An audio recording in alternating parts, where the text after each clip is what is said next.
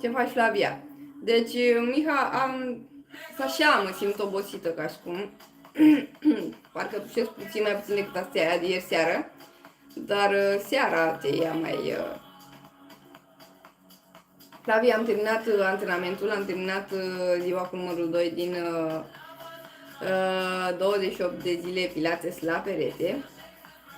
La cafea, să ai poftă. Am băut cafea.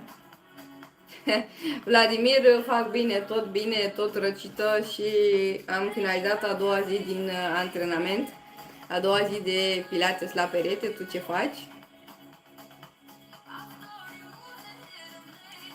Deci am băut cafea eu deja, m-am trezit, am mâncat o banană, am băut și o cafea și am făcut antrenamentul. Bine, m-am trezit, am băut apă.